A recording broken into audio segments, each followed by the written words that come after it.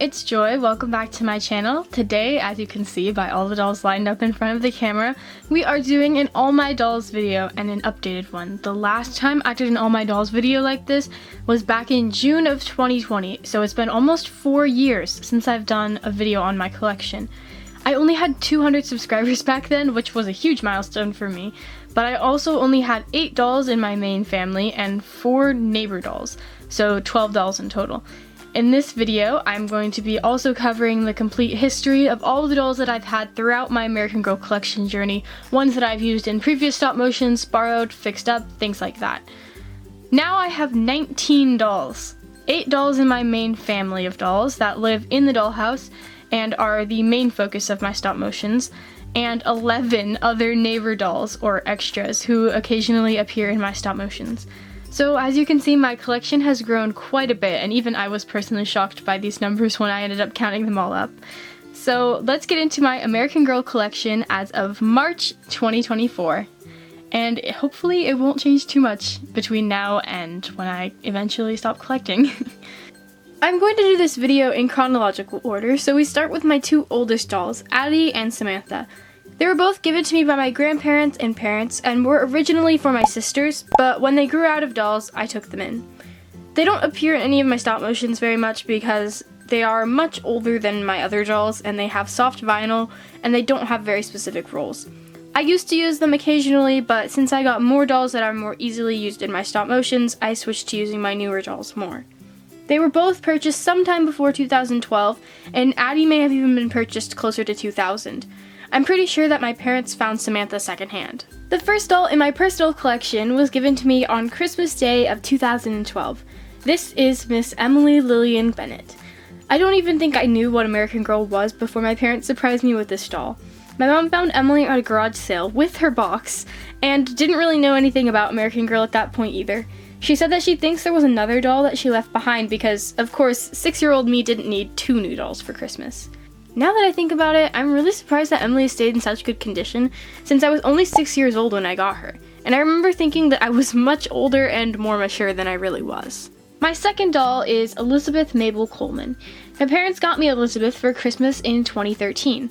After seeing how much I loved having Emily, my parents found me Elizabeth, who looks pretty much as close to me as possible for the dolls that were available at that time. She has some interesting stories of stuff that happened to her hair, but she turned out okay.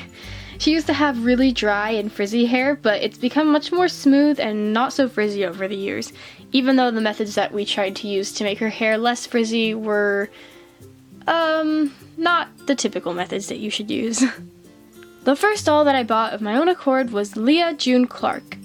At this point, I had looked into American Girl on my own and probably found the website and some YouTube videos. I don't know how, but I knew that Leah was going to be released, and I think I had decided that I wanted her even before we went down to the store on January 1st of 2016. Who is that? Leah. Is that your Leah?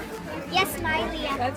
This was the year I turned 10, and I wanted to get a doll to mark my double-digit milestone. I'm really glad that I did because she's one of my favorite dolls in my collection and still one of my favorite Girl of the Year dolls of all time. In September of 2018, I started my YouTube channel, kind of impulsively. I had bought a new doll with my own money, Nikki Fleming. This was also when I filmed my first stop motion with all my dolls, and I wanted to post it on my own YouTube channel, like the ones I had seen other people make. It was a short stop motion video of her climbing out of her box and being greeted by the other dolls. Nikki no longer exists in my collection, but I will explain this in a little bit. In 2018, also at some point, I bought a Marisol doll, which I have no memory of, but I was looking back on my old videos and I found 3 videos about her. The first is a stop motion called Best Friends. It is actually the second stop motion video on my channel. The second video is called Welcome Marisol, when I share plans to fix her up. And the third video is me fixing her up. Oh, I lied. There's 4 videos about this Marisol doll that I don't even remember having. The 4th video is me saying that I won't be keeping her, and after watching the video while researching for this video that I'm filming now, I realized that I sent her to my friend who said that she still has her, but she doesn't even use her dolls anymore. So I wonder how Marisol's doing in the back of her closet. In 2018, I bought 2 dolls off of the Facebook Market page for $20 each. Obviously, Miss Hazel Naomi Collins, the doll you see in front of you, has remained a major part of my doll family and my stop motions.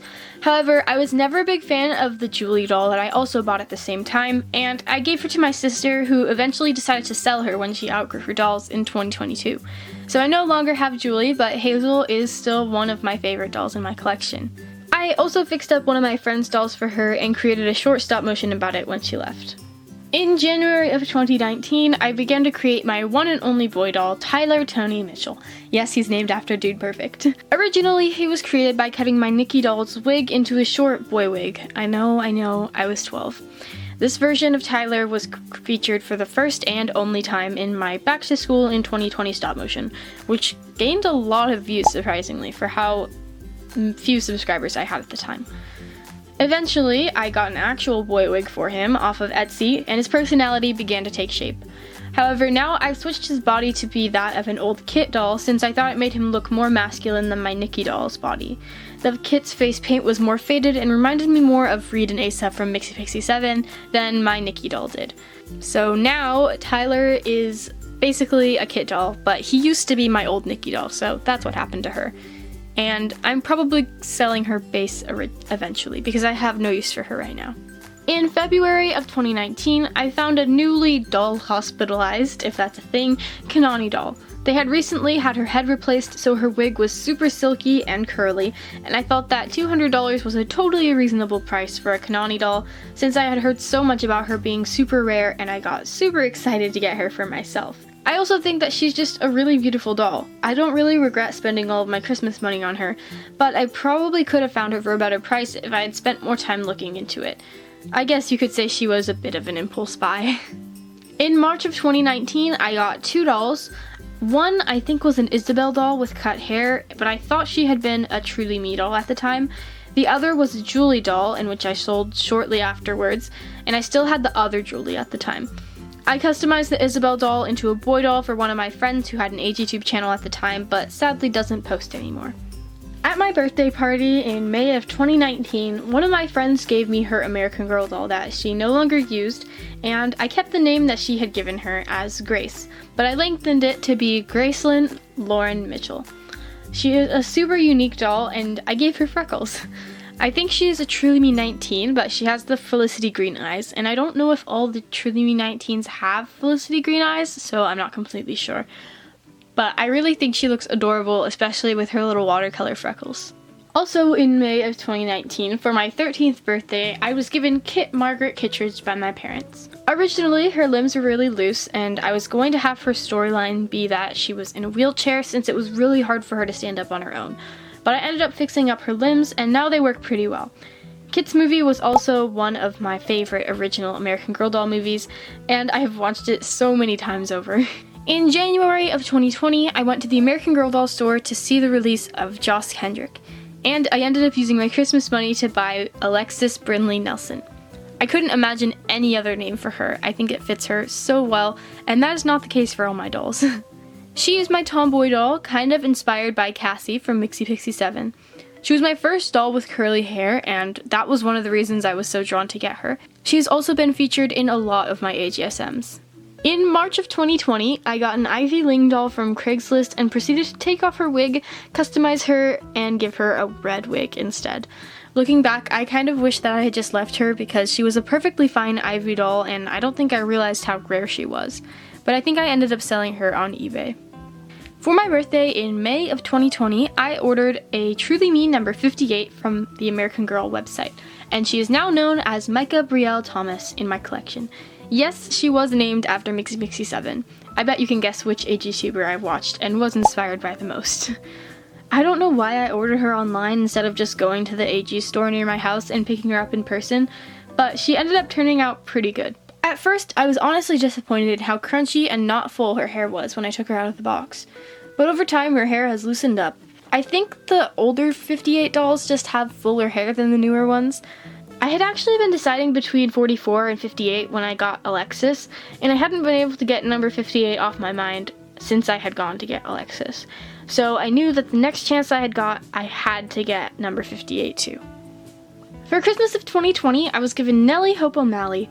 I've had a Samantha doll for a while now, so this was my first completion of a historical character and best friend pair.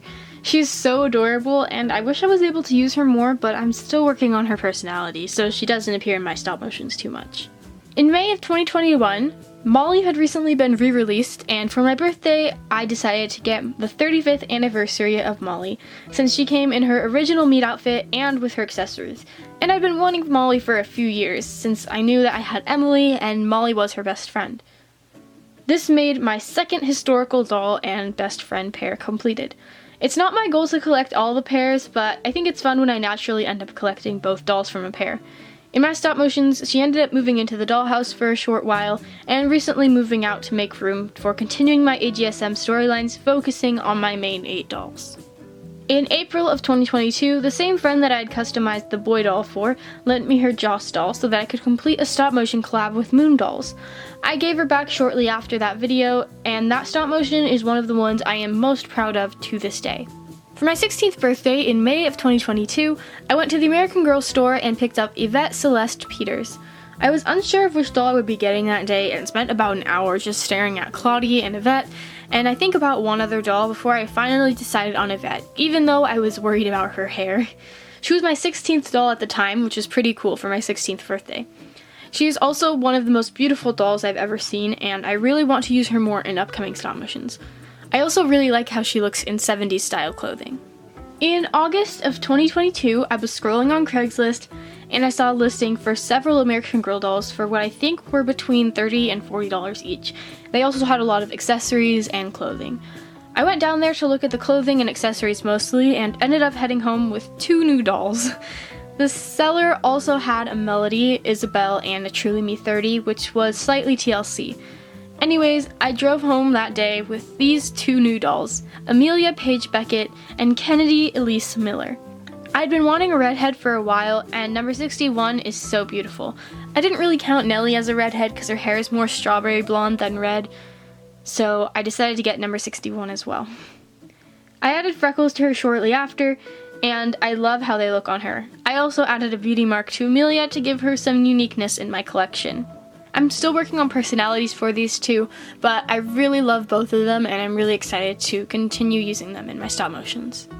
In October of 2022, my grandpa told me that his friend had some of those American dolls, as he calls them, that they wanted to get rid of. He had found some dolls for me before, but they weren't American Girl brand. I got the box and assumed that this would be a similar experience, but this time I opened up the box to find multiple American Girl dolls, including Lainey, Kanani, Kit, and a Truly Me 28, plus accessories. I recently gave away the Truly Me and I sold the Kit doll, but I decided to keep Lainey, as you see in front of you, and I'm still deciding what I will do about the Kanani, since I already have one of my own, but I can't bear to sell such a beautiful Kanani doll that I was given for free. The most recent addition to my collection is Eliana, or Ellie Mae Lee. Disclaimer, her name has nothing to do with the Disney movie Turning Red. I never even watched that movie, but I realized afterwards that her middle and last name combined kind of sound like the name of the main character. The reason I used May as her middle name is because I really like the Chinese spelling of the English name May, and I really wanted to use that as her middle name. Her last name is not 100% set since I just got her recently, but it will probably remain about the same. Fun fact, when I was considering getting Corinne a while ago, I was going to give her the name of Celeste Mei Ling Tan. But since I decided against getting Corinne, I still wanted to use the name May for one of my dolls. Sometimes when I get bored, I go onto my doll wish list and create names for the dolls I hope to get someday. So I have names set for dolls that I don't even own yet. So that's it. All my dolls from 2012 to 2024. Over 10 years of collecting American Girl dolls, and I've accumulated quite a few over the years, with much thanks to my parents. I've been really lucky not to have to buy the majority of my dolls at retail price. I do still have a few that I might add to my collection, but I'm pretty sure that it will remain mostly the same as I continue to have less time to invest into my channel and creating stop motions, which is the main reason I collect my dolls. I definitely don't plan on getting rid of my collection once I stop YouTube, but I doubt that I will continue adding any dolls to my collection if I stop creating YouTube videos. Anyways, I will end this quite long video here. I hope you guys enjoyed seeing an updated video of all my dolls, and I know I always enjoy watching these kind of videos, so I wanted to create one for you guys. Let me know which doll is your favorite and also which kind of videos you would like to see in the future from me. Thank you guys so much for watching this video. I'll see you soon. Bye for now.